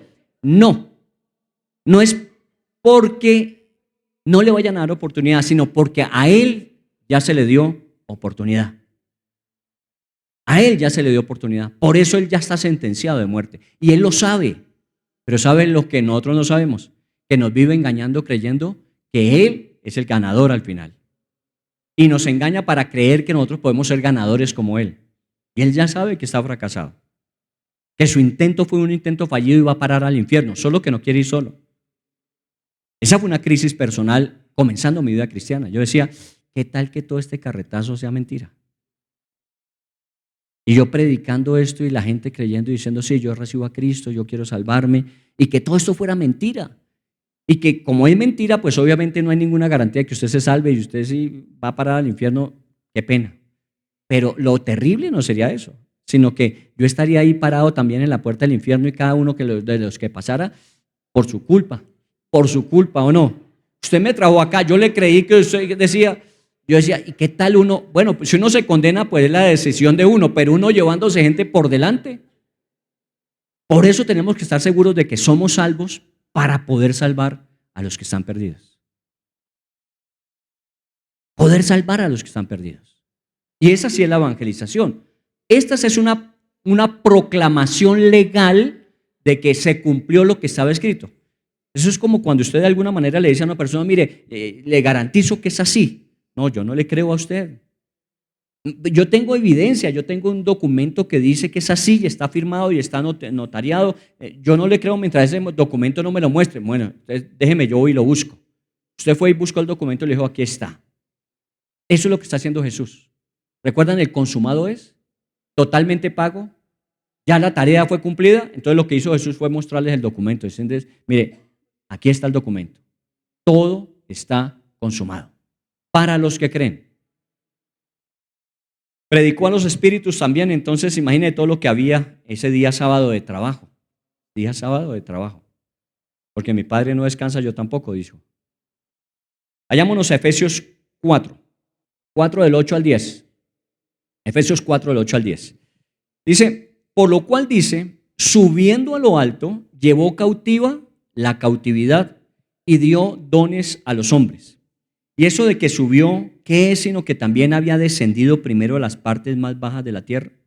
El que descendió es el mismo que también subió por encima de todos los cielos para llenarlo todo. Mire ese pasaje. Entonces nos habla que antes de la ascensión hubo una acción de descenso. Aquel que descendió, subió. Y viene una característica bien particular. Aquí menciono este pasaje para resaltar esto. Dice, subiendo a lo alto llevó cautiva la cautividad. Llevó cautiva la cautividad. Y esto es increíble, en el sentido de que, de alguna manera, él lo que está haciendo es lo que se acostumbraba en esa época. Un Alejandro Magno, 30 años, conquistador como el más a su edad. Conquistó reinos. Un día uno de sus generales, leía la historia de Alejandro y decía que uno de los generales un día le dijo, Alejandro, ya no podemos seguir adelante, ya iban por allá para el oriente, pues iban llegando a la China. Y uno de sus generales le dijo, ya no podemos seguir adelante. Y él le preguntó, ¿y por qué no? Dijo, porque es que ya no hay mapas. Imagínense, ya no hay mapas, ya no sabemos qué más hay ahí. ¿Y sabe qué le dijo él? Pues vamos a hacer los mapas. Increíble. La capacidad que él tenía de, menos mal que a los 33 años murió, porque no estaría todavía conquistando. Pero ¿por qué hago mención de él? Cuando hacía las conquistas, normalmente tomaba de los que habían conquistado prisioneros y hacían todo un desfile para entrar a la ciudad donde habitaban ellos como reyes, haciendo un desfile donde iban adelante pomposamente. Su caballo mejor, su carro más brillante, sus soldados a su lado, y detrás venían los prisioneros. Y detrás de los prisioneros venía su ejército, y con el ejército venían los botines que habían ganado. Quiero decir, no los botines de zapatos para las señoras que me entiendan, sino el botín en cuanto a riquezas, honras, todo lo que tenía. ¿Está bien? Ese era el desfile. Y entonces entraba el gran campeón. Me imagino cuántas veces entró Alejandro. Bueno, no entró sino una vez, porque vivió todo el tiempo por fuera. Nunca regresó. Pero cuando entraba un vencedor, entraba así, pomposo, y detrás de él los prisioneros, y más atrás lo que habían ganado, recuperado como tesoro. Bueno, miren lo que dice aquí. Dice, ese que descendió, subió y se llevó cautiva la cautividad. ¿A quién estaría exponiendo como vencido Jesús cuando asciende a los cielos? Como vencido. Ya ha vencido a Satanás. Satanás está vencido. No es que va a ser vencido. Él está vencido. Lo que trata es de engañar, y si es posible, aún a los hijos de Dios. Por eso, usted no me oye hablar de Satanás muchas veces. Lo tengo que mencionar porque la Biblia lo menciona. Y en ese caso lo tenemos que mencionar porque sabemos cuál es su destino. Nos hemos enfrentado muchas veces a él. Y estoy hablando enfrentarse espiritualmente a él. Y una de sus grandes estrategias es hacerle creer a uno que puede hacerle daño. En una liberación, en una oportunidad, la costa, estamos en plena liberación. Y Satanás, en esa persona poseída, empezó a decir, voy a acabar con su familia, voy a acabar con sus hijos. No le estoy hablando de la película de terror de la televisión, le estoy hablando de un endemoniado que Satanás está utilizando para decir, le voy a acabar su familia, le voy a destruir. ¿Usted cómo quedaron los pocos pelos que tengo? Olvídese. Uno sabe con quién está presentándose, pero también sabe que él es engañador y mentiroso, y que tengo un protector que es mayor que él y todas sus intenciones. Por eso hablo más de que aquel que es mi protector que de aquel que es mi amenaza. Hay gente que le fascina hablar del diablo todo el tiempo, y del diablo, y el diablo, y el diablo. Sí, yo sé que existe, pero es que yo hablo más de mi Señor, de mi Salvador, de mi protector, de mi guardador. Pero créame que es real. Satanás fue vencido en la cruz. Solo que su condenación eterna está para el futuro, pero ya está vencido. No se deje engañar. Porque eso es lo que la Biblia nos advierte. No se dejen engañar. Él está vencido. Jesús lo repite en los libros del Nuevo Testamento. Lo repite. Ustedes son más que vencedores. Son victoriosos. Ustedes, pero nosotros vivimos a veces como si Él fuera el vencedor y nosotros los derrotados. No. Él está derrotado. Y Jesús lo exhibió públicamente, dice la Biblia. Él lo llevó diciendo, está derrotado. No hay nada más que Él pueda hacer. Solamente que el tiempo se cumplirá para que aquellos que aún no creen puedan llegar a creer. Recuerdan que esa es la razón. Por nosotros que no fuéramos. Pero es que hay gente que todavía se condenaría en este momento. Su familia. Algunos miembros de su familia se condenarían. Entonces el Señor está dando tiempo para salvarlos a ellos también. Entonces nosotros aguantamos este tiempo que no es fácil, sabiendo que sería mejor partir y estar con Él. Pero si tenemos que estar aquí es para cumplir la tarea. ¿Cuál es la tarea? Ganemos la familia para Cristo. Ganemos los amigos para Cristo. ¿Y cómo se ganan? 1, en oración. 2, con testimonio. Y 3, testificando. Así es que se ganan. Y eso es lo que Dios nos mandó a hacer mientras todavía estamos aquí. Y allí dice, es donde Pablo dice, y entonces descendió hasta las partes más bajas de la tierra. Dios dio dones a los hombres. Recuerda entonces al final el general que ganaba o el militar que ganaba con el botín enriquecía obviamente su propio pecunio, pero también ¿qué hacía? A sus soldados les daba parte del botín. ¿Recuerdan David cuando fue y rescató a Lot? Que fueron solamente unos pocos, no fueron todos, unos se quedaron cuidando el menaje. Y entonces cuando fueron, destruyeron, cogieron el botín, se regresaron. ¿Qué dijeron los que venían con Abraham que habían ganado la batalla? ¿Qué dijeron? Repartamos el botín con nosotros, con los que fuimos a pelear. ¿Y qué dijo Abraham? ¿Perdón? David, ¿qué dijo David? El botín es para todos, porque los que cuidaron, esos también estaban haciendo su trabajo. Por eso en la Biblia lo increíble de Dios es eso, que no es porque usted haga más o menos, porque la bendición de Dios es para todos. Él repartió botín, dice, dio dones a los hombres. Por eso usted y yo tenemos dones espirituales. Vinieron con el Espíritu Santo a nuestras vidas. ¿Y por qué nos dio los dones? Dice, esto fue lo que yo rescaté de esa esclavitud en la que vivían antes. Ahora ustedes tienen dones de sanidad, de milagros, de prodigios, de fe, dones de todos los dones. ¿Para qué? Para que vivan conforme a esos dones. Terminemos con un último pasaje de Hechos 2, 22 al 31. Hechos 2, 22 al 31. Este es un pasaje muy clave porque es el capítulo de la Biblia en Hechos donde se narra la primera predicación de Pedro. Después de que descendió el Espíritu Santo en la iglesia, Hechos capítulo 2, viene la primera predicación de Pedro. Miren, Hechos capítulo 2, versículo 22. ¿Listos? Vamos a leer otra vez. Dice, varones israelitas, oíd estas palabras.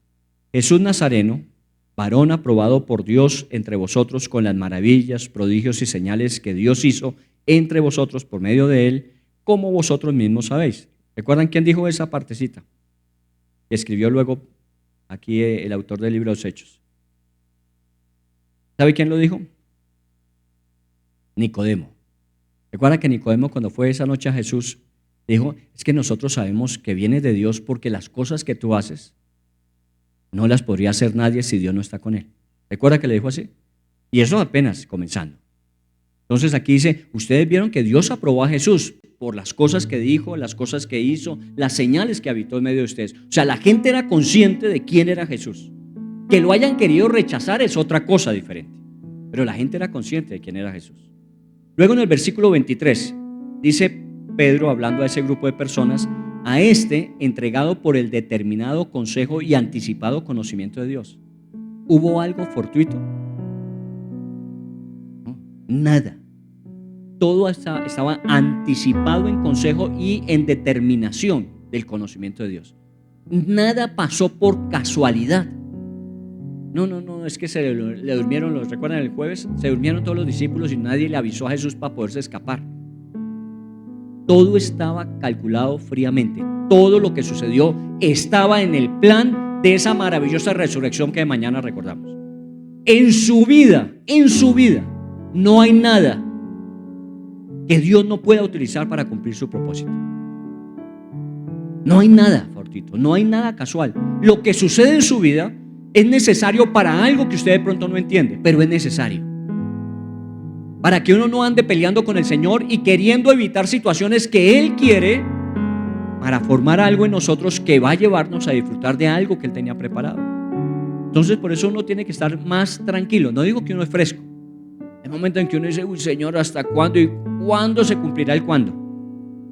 Pero Señor, tú lo vas a hacer. Tú vas a cumplir tu propósito en mí. Tú mostrarás tu gloria sobre mi vida. Tú lo harás a través de las circunstancias, porque Dios tiene determinado consejo y anticipado conocimiento de todas las cosas. Y entonces le prendiste y le mataste por manos de inicuos, crucificándole, al cual Dios levantó sueltos los dolores de la muerte, por cuanto era imposible que fuese retenido por ella. La muerte era el último que había que vencer. La muerte. Nosotros decimos la muerte es inevitable. Sí, físicamente hablando sí. Espiritualmente no. Podemos tener vida, aunque este cuerpo físico muera. Pero hay otros que su cuerpo físico muere y están muertos espiritualmente. Porque así lo declara la Biblia. Entonces cuando dice, era imposible que la muerte lo pudiera retener, era imposible que Jesús se quedara muerto. Había levantado a Lázaro, el hijo de Jairo, había levantado al hijo de la señora de Naín. Recuerda todos los resucitados. ¿Cómo no iba a resucitar él? Iba a resucitar porque él tenía poder sobre la muerte. Por eso, tranquilos, oramos por los enfermos para que se sanen. Pero si se mueren, Dios tiene planes y propósitos que no alcanzamos a entender. Lo que a nosotros nos toca es orar por los enfermos, porque eso sí dijo que hiciéramos. Me conoce mi historia. Yo no oro mucho por los enfermos porque a mí se me mueren todos. Tengo espíritu de despacho. Pero si tenemos entre nosotros quienes oran por los enfermos y se sanan, traigámoslos y oremos por los enfermos. Muchos milagros y señales se verán, pero también muchos morirán. ¿Ustedes creen que Lázaro vivió eternamente? Lázaro resucitó y al tiempo murió. Y entonces uno diría, ¿y por qué va a morir si lo resucitó? Porque finalmente nos vamos a morir de algo. Él puede sanarnos 1, 2, 5, 10 veces, pero un día nos vamos a morir. Pero la muerte ya no tiene poder, porque Cristo habita en nosotros. Luego dice en el versículo 25, porque David dice de él, veía al Señor siempre delante de mí, porque está a mi diestra, no seré conmovido. Por lo cual mi corazón se alegró y se gozó mi lengua, y aún mi carne descansará en esperanza. Mi carne descansará en esperanza. Está hablando David, porque este pasaje de lo que Pedro está predicando es un pasaje del Salmo 16 de David. Dice, mi carne descansará en esperanza. Cuando usted se muere y su cuerpo se ha enterrado, usted descansará en esperanza, porque tiene la esperanza ¿de qué? De la resurrección de los cuerpos.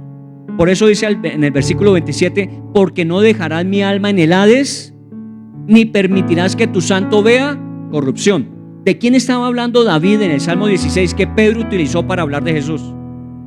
De Jesús, que estaría su alma en el Hades y su cuerpo ¿dónde? En el sepulcro. ¿Cuándo? Entre el viernes, sábado y el domingo de resurrección. Y luego termina diciendo, me hiciste conocer los caminos de la vida, me llenarás de gozo. Sáltese al versículo 30 de ese pasaje de Hechos 2. Pero siendo profeta y sabiendo que con juramento Dios le había jurado que de su descendencia en cuanto a la carne levantaría al Cristo para que se sentase en su trono, viéndolo antes habló de la resurrección de Cristo, que su alma no fue dejada en el Hades ni su carne vio corrupción. ¿De quién está hablando ahí?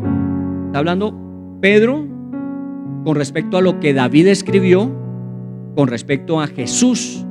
Y dice, cuando David escribió esto estaba hablando era de Cristo. Entonces imagínense lo que eso significa con respecto a la escritura. Uno lee los libros del Antiguo Testamento como si fueran de otra gente de otro tiempo, y entonces los del Nuevo Testamento son de esta gente de este tiempo. No, todo está totalmente articulado. Lo que dijo David con respecto en el Salmo 16, aquel que no quedaría en el Hades ni su cuerpo vería corrupción, no era de David, era de Jesús. Por eso Pedro dice, ese es David, que está hablando de Jesús, como ellos tenían a David como patriarca, ¿recuerdan? Vaya a Jerusalén y vaya a visite la tumba de David. La honran, la tienen en un lugar de privilegio. David, y dice Pedro hablando, seguramente en ese tiempo estaba la tumba, dice, vayan y miren el sepulcro de David, ahí están sus huesos. Cuando él dijo que no vería su cuerpo corrupción, no se refería a él, se refería a Cristo. Y termina en el versículo 24, dice, al cual Dios levantó sueltos los dolores de la muerte, por cuanto era imposible que fuese retenido por ella. Y así podría seguir leyéndose lo que nos acabó el tiempo. Hay varios versículos. Bueno, voy a leer uno último. Dice Apocalipsis 1, 17 y 18. Cuando le vi, Apocalipsis tiene que ver con el final de los tiempos. ¿Recuerda? Y está hablando Juan, que lo escribió, dice, cuando le vi, caí como muerto a sus pies. Juan, en la isla de Patmos, está teniendo una revelación de Jesús a su vida y dice, cuando yo lo vi a él, caí muerto a sus pies. Y él puso su diestra sobre mí diciéndome, no temas, yo soy el primero y el último, y el que vivo y estuve muerto, mas he aquí que vivo por los siglos de los siglos. Amén. ¿Y qué agrega? Y tengo las llaves de la muerte y del Hades. Increíble. ¿Sabe qué dijo Jesús? No se preocupen, yo ya tengo las llaves, ya recuperé las llaves, porque el que las tenía era Satanás. Recuerda que él amenazaba con la muerte. Yo le quité las llaves, yo ya tengo las llaves de la muerte y del Hades. ¡Qué increíble! Mire todo lo que hay detrás de un día que aparentemente es de silencio y quietud. No, había mucha actividad para completar la obra de Jesús por nosotros y por aquellos que habían creído antes. Por un momento cierre sus ojos, que vamos a orar.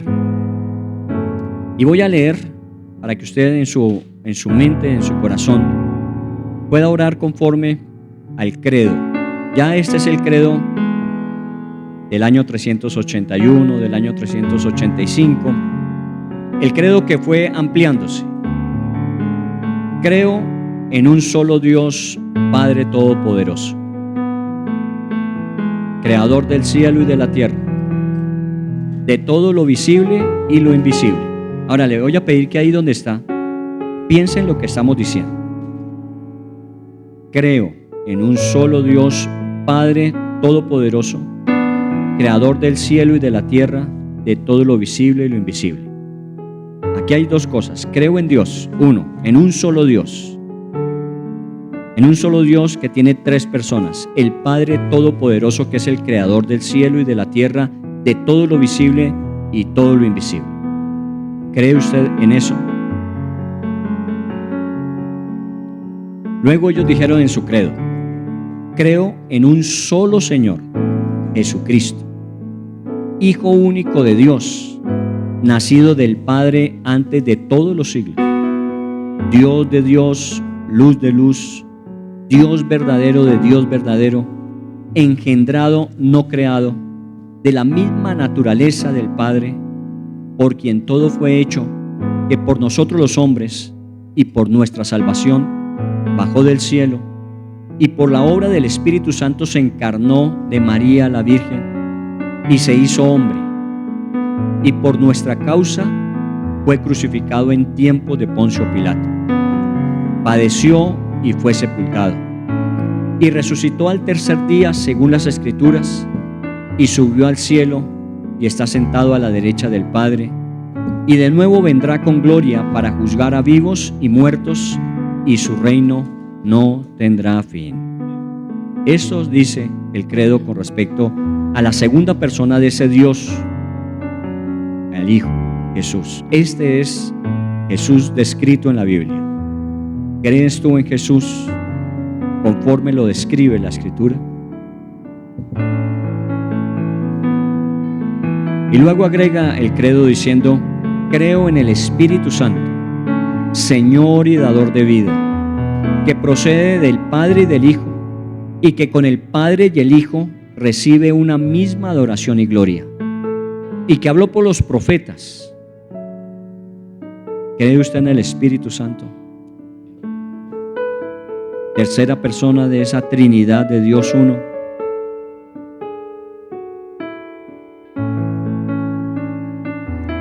la última parte de este credo: creo en la Iglesia, que es una santa, católica y apostólica. Y entienda el término católico como su definición original era. Creo en una iglesia que es santa, universal y apostólica. ¿Cree usted en el cuerpo de Cristo, que es la iglesia extendida por todo el mundo y que comienza en Hechos 2 con los apóstoles? Confieso que hay un solo bautismo para el perdón de los pecados. Hay un solo bautismo para el perdón de los pecados. Por el Espíritu Santo hemos sido bautizados en Cristo para el perdón de nuestros pecados. Nuestro testimonio público ante una comunidad es un bautismo donde evidenciamos que somos salvos porque el Espíritu Santo nos ha injertado en el cuerpo de Cristo. Él nos ha puesto en Cristo Jesús. Finalmente termina diciendo: espero la resurrección de los muertos y la vida del mundo futuro. Este fue el credo. Allí en su corazón piense. Podía ser perfectamente nuestro credo. Muchas de estas cosas, así como se describen, son las que nosotros describimos. Ha pasado el tiempo y ya hoy obviamente la iglesia de este tiempo tiene muchas otras adiciones en cuanto a las filosofías, las creencias, las conductas que la humanidad ha ido tomando para, de alguna manera, declarar lo que Dios en su palabra dice, aún estando en contra de lo que la sociedad afirma. Hoy podríamos decir: creo que es el Dios dueño de la vida y de la muerte. No hay lugar para tomar esa decisión en nuestras manos. Dios es el que determina sobre nuestras vidas.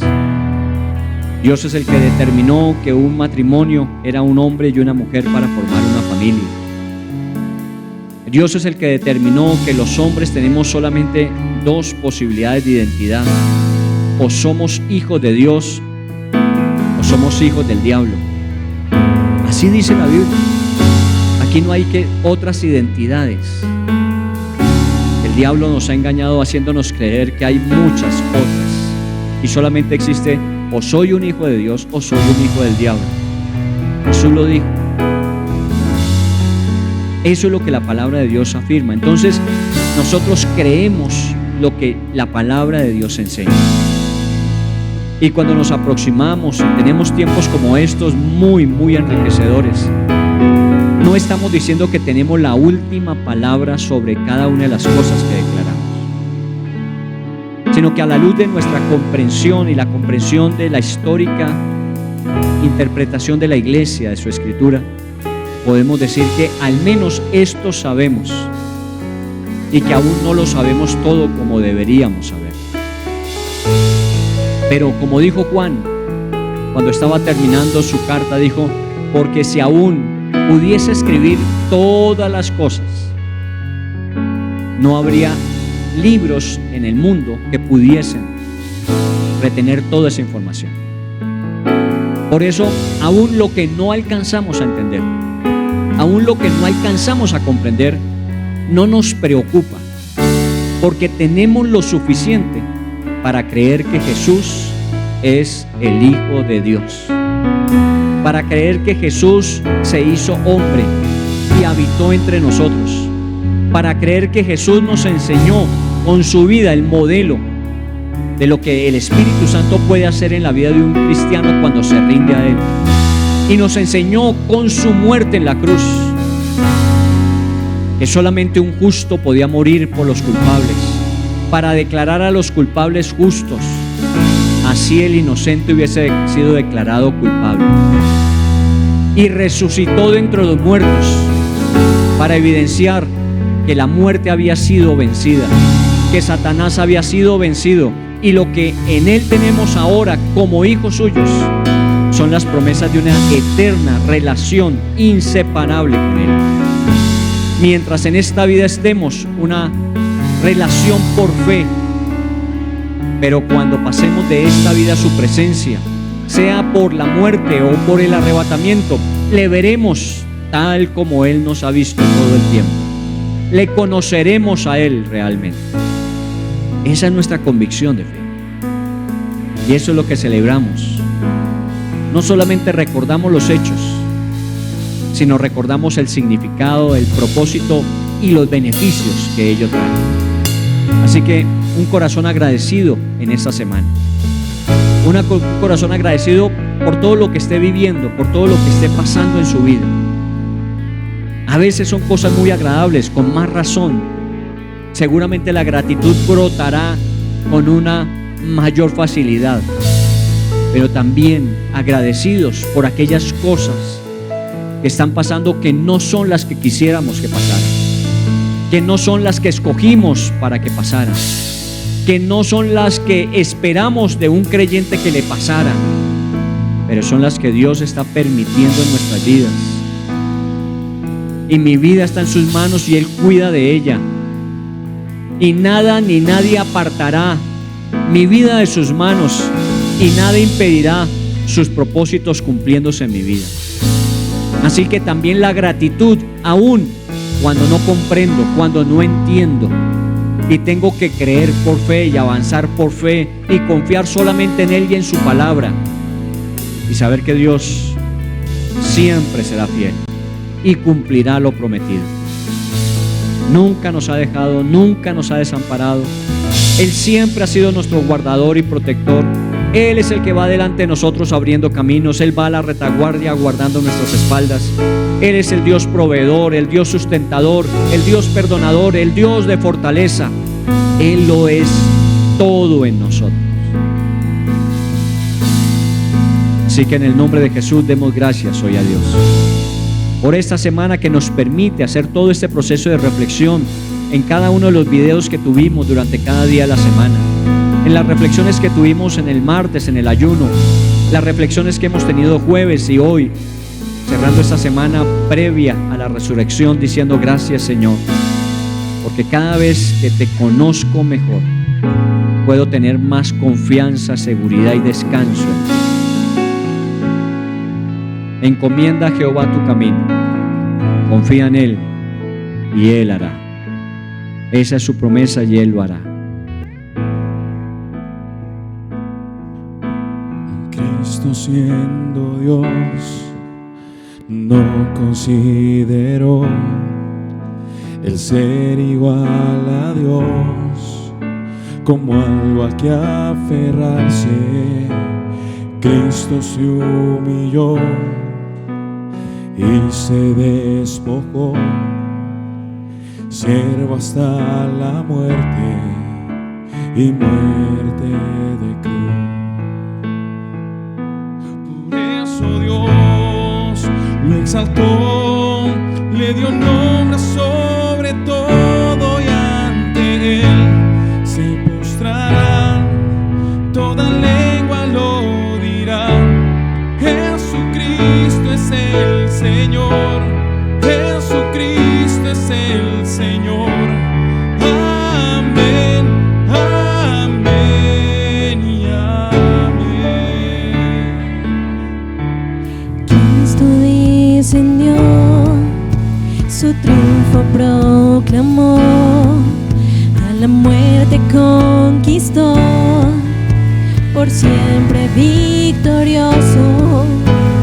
Él resucitó, al cielo ascendió, sentado está en el trono.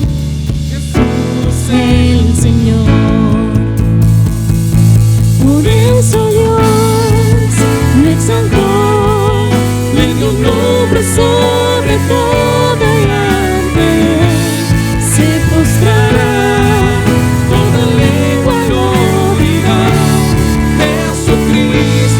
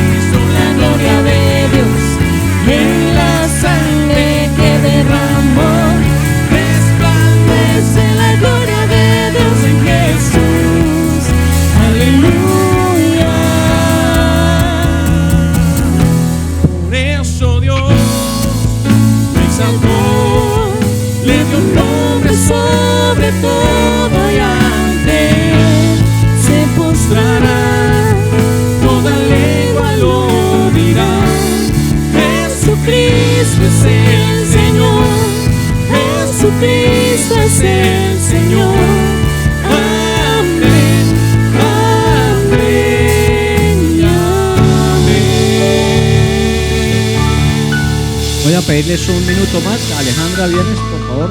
María Alejandra ya este lunes arranca nuevamente hacia Singapur, donde está viviendo y trabajando. Vamos a orar por ella para que Dios, así como hasta ahora, guarde su caminar. Padre, en el nombre de Jesús, nosotros, como hoy lo hemos reconocido y lo hemos declarado, sabemos que nada en nuestras vidas es fortuito o es casual.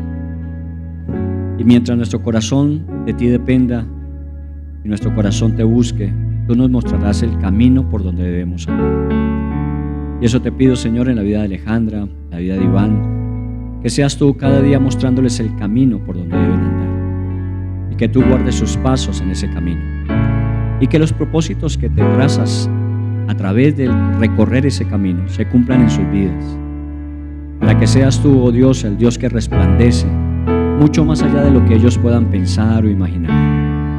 Permite, Señor, que sean cubiertos con la sangre de Cristo, protegidos todo el tiempo, Señor, con tu misericordia y favor. Y que así, oh Dios, como tienes propósitos perfectos en ellos, ese propósito perfecto los haga a ellos cada día mejores. En el nombre de Jesús, entonces, encomendamos este viaje y que el tiempo, oh Dios, de separación temporal, esta presencia que hoy tenemos ya no la tendremos, pero sabemos que ella allí donde esté, estará con nosotros igualmente. En el nombre de Jesús te damos gracias. Amén y amén. Dios les bendiga, muchas gracias. Buen viaje.